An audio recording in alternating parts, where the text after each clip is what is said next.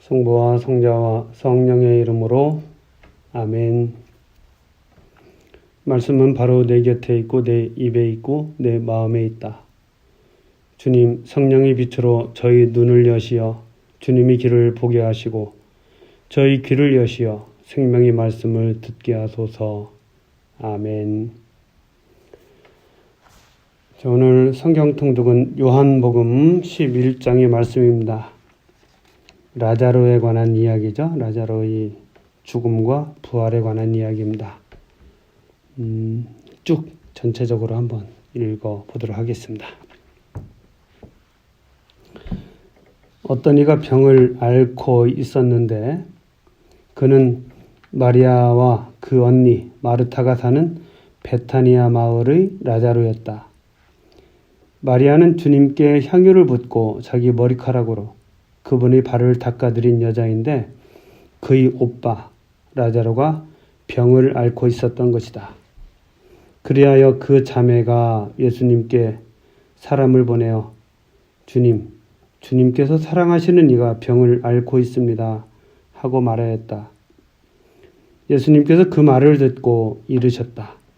그 병은 죽을 병이 아니라 오히려 하느님의 영광을 위한 것이다. 그 병으로 말미암아 하느님의 아들이 영광스럽게 될 것이다. 예수님께서는 마르타와 그 여동생과 라자로를 사랑하셨다. 그러나 라자로가 병을 앓고 있다는 말을 들으시고도 계시던 곳에 이틀을 더 머무르셨다. 예수님께서는 그런 뒤에야 제자들에게 다시 유다로 가자 하고 말씀하셨다. 제자들이 예수님께 스승님, 바로 얼마 전에 유다인들이 스승님께 돌을 던지려고 하였는데 다시 그리로 가시렵니까? 하자 예수님께서 대답하셨다. 낮은 12시간이나 되지 않느냐? 사람이 낮에 걸어다니면 이 세상의 빛을 봄으로 어디에 걸려 넘어지지 않는다. 그러나 밤에 걸어다니면 그 사람 안에 빛이 없으므로 걸려 넘어진다. 이렇게 말씀하신 다음에 이어서 우리의 친구 라자로가 잠들었다. 내가 가서 그를 깨우겠다 하고 그들에게 말씀하셨다. 그러자 제자들이 예수님께 주님, 그가 잠들었다면 곧 일어나겠지요 하였다. 예수님께서는 라자로가 죽었다고 하셨는데 제자들은 그냥 잠을 잔다고 말씀하시는 것으로 생각하였다. 그제야 예수님께서 그들에게 분명히 이르셨다. 라자로는 죽었다. 내가 거기에 없었으므로 너희가 믿게 될 터이니 나는 너희 때문에 기쁘다. 이제 라자로에게 가자. 그러자 쌍둥이라고 불리는 토마스가 동료 제자들에게 우리도 스승님과 함께 죽으러 갑시다 하고 말하였다. 부활이며 생명이신 예수님. 예수님께서 가서 보시니 라자로가 무덤에 묻힌 지 벌써 나흘이나 지나 있었다. 베타니아는 예루살렘에서 15스타디온쯤 되는 가까운 곳이어서 많은 유다인이 마르타와 마리아를 그 오빠 일 때문에 위로하러 와 있었다.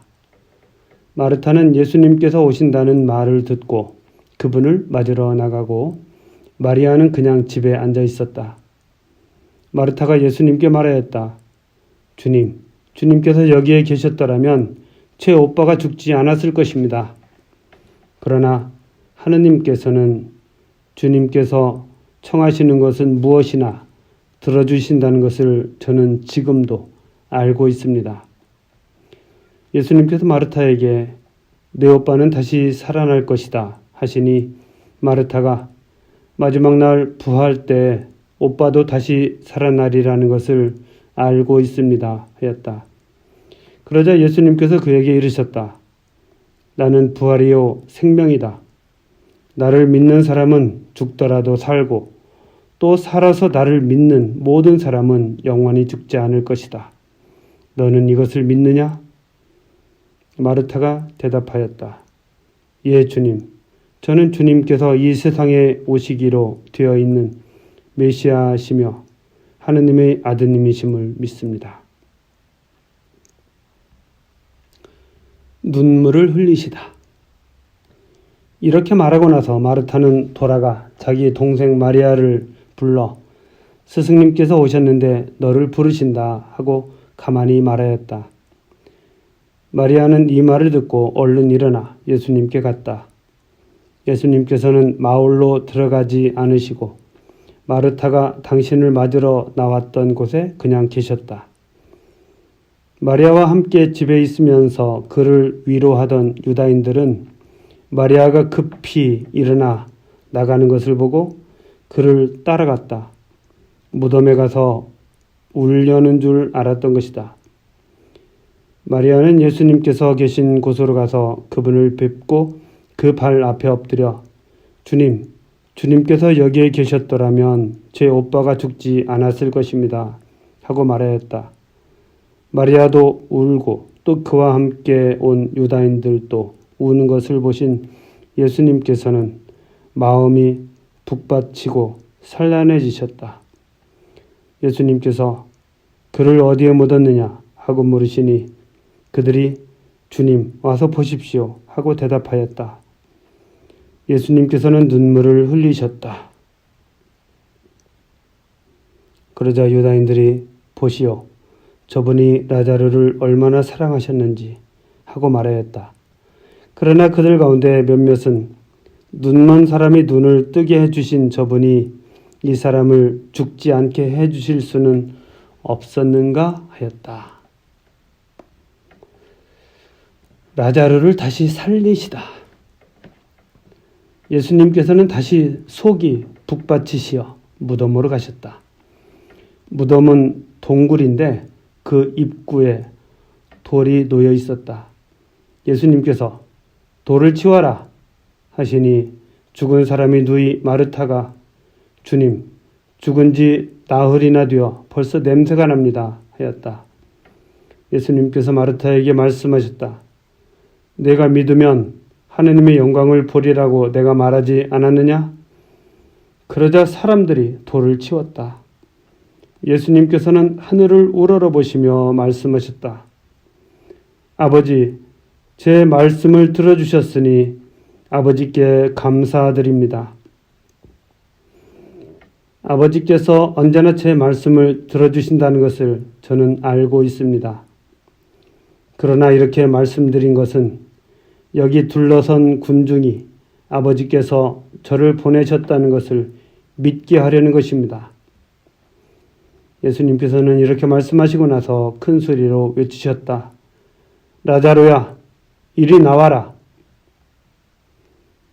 그러자 죽었던 이가 손과 발은 천으로 감기고 얼굴은 수건으로 감싸인 채 나왔다. 예수님께서 사람들에게 그를 풀어주어 걸어가게 하여라 하고 말씀하셨다. 최고의회가 예수님을 죽이기로 결의하다. 마리아에게 갔다가 예수님께서 하신 일을 본 유다인들 가운데에서 많은 사람이 예수님을 믿게 되었다. 그러나 그들 가운데 몇 사람은 바리사이들에게 가서 예수님께서 하신 일을 알렸다. 그리하여 수석 사제들과 바리사이들이 의회를 소집하고 이렇게 말하였다. 저 사람이 저렇게 많은 표징을 일으키고 있으니 우리가 어떻게 하면 좋겠소? 저자를 그대로 내버려 두면 모두 그를 믿을 것이고 또 로마인들이 와서 우리의 이 거룩한 곳과 우리 민족을 짓밟고 말 것이요. 그들 가운데 한 사람으로서 그 해의 대사제인 카야파가 말하였다. 여러분은 아무것도 모르는군요. 온 민족이 멸망하는 것보다 한 사람이 백성을 위하여 죽는 것이 여러분에게 더 낫다는 사실을 여러분은 헤아리지 못하고 있어. 이 말은 카야파가 자기 생각으로 한 것이 아니라 그 해의 대사제로서 예언한 셈이다. 곧 예수님께서 민족을 위하여 돌아가시리라는 것과 이 민족만이 아니라 흩어져 있는 하느님의 자녀들을 하나로 모으시려고 돌아가시리라는 것이다. 이렇게 하여 그날 그들은 예수님을 죽이기로 결의하였다. 그래서 예수님께서는 더 이상 유다인들 가운데로 드러나게 다니지 않으시고 그곳을 떠나 광야에 가까운 고장의 에프라임이라는 고을에 가시어 제자들과 함께 그곳에 머무르셨다. 유다인들이 파스카 축제가 가까워지자 많은 사람이 자신을 정결하게 하려고 파스카 축제 전에 시골에서 예루살렘으로 올라갔다. 그들은 예수님을 찾다가 성전 안에 모여 서서 서로 말하였다. 여러분은 어떻게 생각하시오? 그가 축제를 지내러 오지 않겠소? 수석 사제들과 바리사이들은 예수님을 잡으려고 누구든지 예수님께서 계신 것을 알면 신고하라는 명령을 내려두었다. 라자로의 죽음, 또 예수님의 눈물, 라자로를 다시 살리심, 모두 감동적인 말씀들입니다. 그리고 라자로의 누이, 마르타, 마리아, 그리고 제자들, 그리고 또 군중들도 이 사건을 통해서 믿음을 갖게 되었죠. 예수님께 믿음을 갖게 되었고, 또 이 일을 통해서 예수님께서 이 마르타에게 하신 나는 부활이요 생명이니 나를 믿는 사람은 죽더라도 살고 또 살아서 믿는 이는 영원히 죽지 않을 것이라는 이 말씀도 바로 이 말씀에, 복음 말씀에 나오는 것입니다. 반면 유다인들은 어떠한 일이 있어도 비뚤어진 시선으로 보면서 예수님을 믿고 받아들이고 하지를 못하고 있죠. 결국 죽이기로 결의하고 아마 예수님이 계신 곳을 아는 사람들에게 신고하라고 했던 것 같습니다. 이제 차츰 예수님을 믿는 제자들, 주변 사람들, 그리고 끝까지 예수님을 거부하는 유다인들 서로 대립되어 나타나는 모습을 볼 수 있습니다. 자, 오늘 여기까지 하겠습니다. 성부와 성자와 성령의 이름으로 아멘. 말씀은 내 발의 등불이요 나의 길에 빛이옵니다. 주님, 저희가 성경을 생명의 말씀으로 믿고 기도하며 살고 선포하게 하시어 언제나 성령 안에서 평화와 기쁨을 누리게 하소서. 아멘. 성부와 성자와 성령의 이름으로 아멘.